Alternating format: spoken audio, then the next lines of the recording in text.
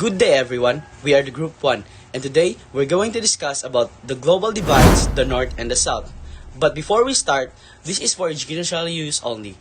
Our group is allowing our instructor, Mr. Roldan Ardines, to use this as an educational material. Global divides in the North and the South. So first of all, how did the global divides develop? The North-South divides as a socio-economic and political division of Earth popularized in the late 20th century and early 21st century. The idea of categorizing country began during the Cold War with the classification of East and West. Being categorized as a part of the North implies developed as opposed to belonging to the South, which implies a lack of thereof. The North began synonymous with economic development and industrialization, while the South represent previous colonized country which are in need of help in the form of international age agendas.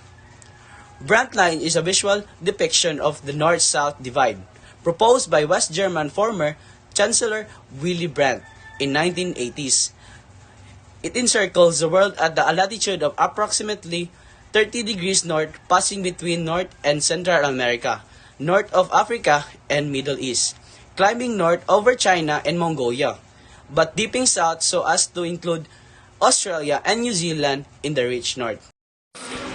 Good afternoon everyone, I am Decadent Rivera and we are here to tackle about what is Brandt line. The Brandt line is a theoretical north-south divide that separates the more developed countries of Northern Hemisphere from the less developed countries of the Southern Hemisphere. It was proposed by Willy Brandt, the former Chancellor of West Germany in the 1980s. The line roughly follows a north-south diagonal across the globe, or what we call separating developed countries, typically located in North America, Europe, Australia, New Zealand, Japan, and South Korea.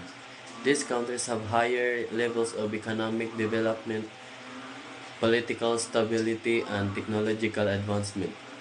Developing countries, primarily located in Africa, Latin America, and Asia, excluding Japan, South Korea, and Israel.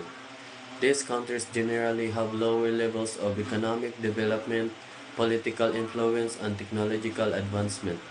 However, it's important to note that the Brandt line is a simplified model and does not accurately reflect the complex realities of the global development.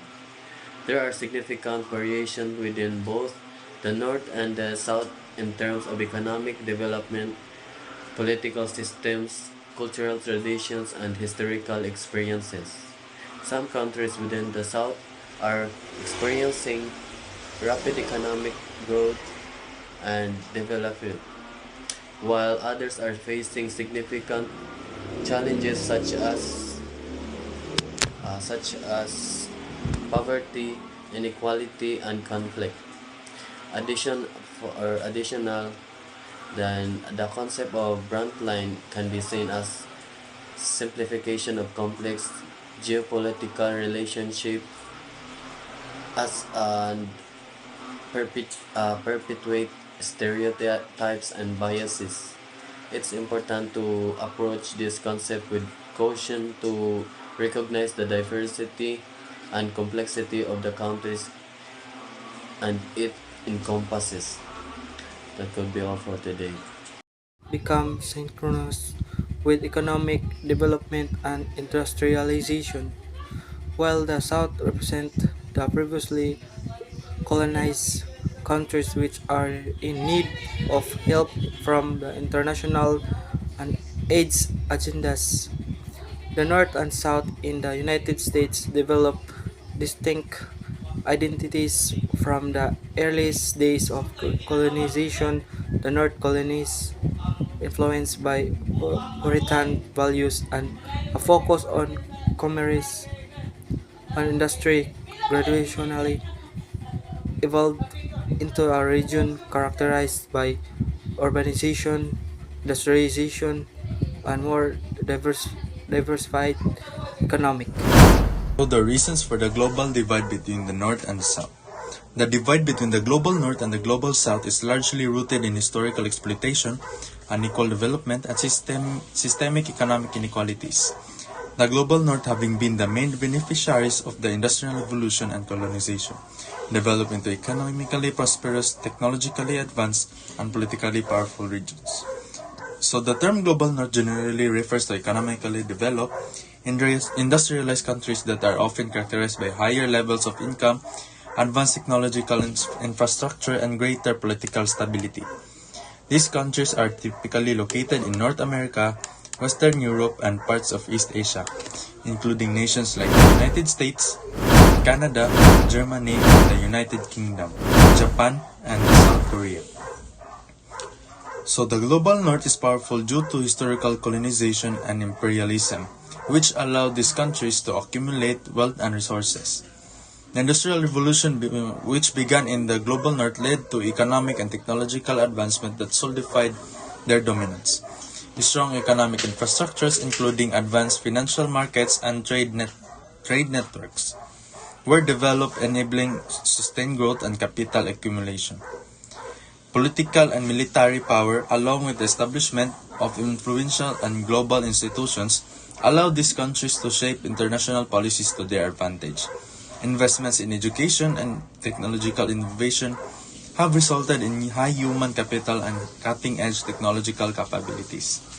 Control of global financial and political institutions gives the global North significant influence over global economic decisions. So cultural hegemony through media and language further reinforces their economic and political power. Additionally, this access to and control of key resources and markets have enabled continued economic prosperity and global influence. Global South refers to a group of countries that are generally less economic developed and often face significant social and political challenges. These include many nations in Africa, Latin America, Asia, and Oceania. The Global South is characterized by lower level of industrialization, economic development, and higher level of poverty compared to the more affluent countries of the Global North. The term is used to highlight issue of inequality and to advocate for more equitable global policies and practices. Global divide between North and South largely stem from historical exploitation, economic inequality, and trade imbalances. Colonization disrupt and often undermine the development of southern countries, leaving a legacy of economic and social challenges. Meanwhile, developed nations in the north benefit from advanced industry and technology, while southern countries grapple with lower level of industry and infrastructure. Additionally, global trade policy often favor northern economies. The global divide reflects deep-rooted issue for the South, where historical exploitation, economic disparity, and unfair trade practice have left lasting impact.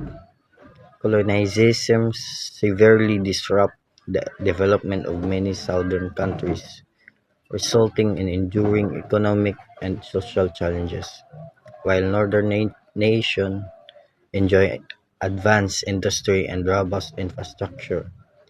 Many in the South struggle with the lower level of industrialization and weaker infrastructure. The difference between Third World and Global South. The first one, origins and connotations. So, Third World emerged during the Cold War to refer to countries that were not aligned with either the capitalist West or what we call the First World, or Communist Eastern Bloc, or the Second World. It often carried a negative connotation, implying that these nations were underdeveloped or economically and politically less advanced.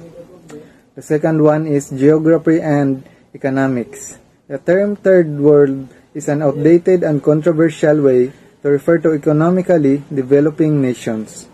Here are some examples of countries that would have been classified as third world. That includes Afghanistan, Haiti, Rwanda, Uganda, Togo, Zimbabwe, and Solomon Islands. Third one is analytical frameworks. According to the dependency theory, colonialism established an unequal relationship where the core or developed countries dominated and extracted resources from the developing countries.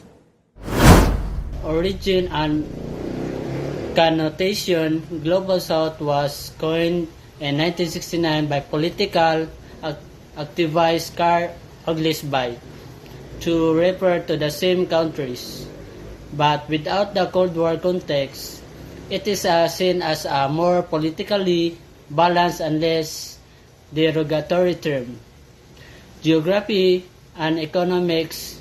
Global South is not strictly geographical while it overlaps with the Third World.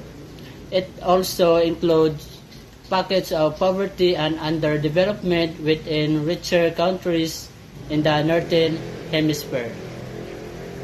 Many Global South countries like China and India are emerging economic powers, so the term recognizes their growing geopolitical influence unlike Third World.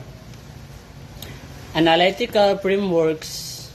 Global South is analyzed through the lens of uneven development under neoliberal globalization. It sees the South as including marginalized space and peoples impacted by contemporary capitalism, both in the geographic South and North.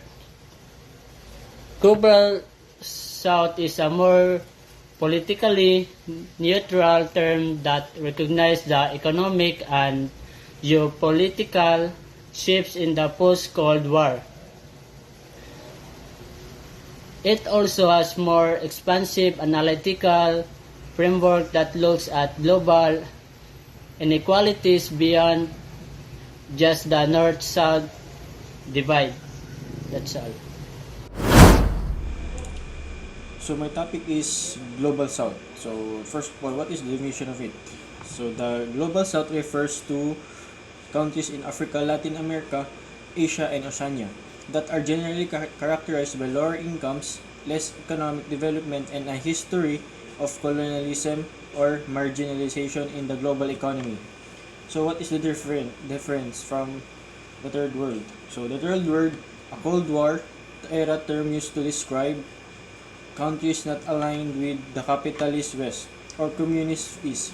It often carried negative connotation or poverty and underdevelopment. So the Global South is a more recent term that focuses on economic inequalities and power dynamics between the wealthy global North, the less developed countries without the Cold War context or negative stigma. Emerging conceptions of global relations. Latin American countries have played a significant role in shaping the idea of global South by advocating for economic independence,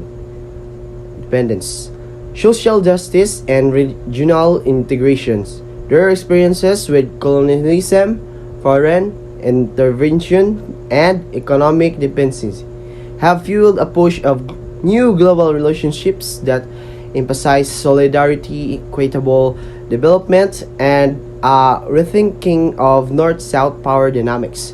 This has led to movements like non-aligned movement and South cooperation, which seek to challenge traditional global hierarchies.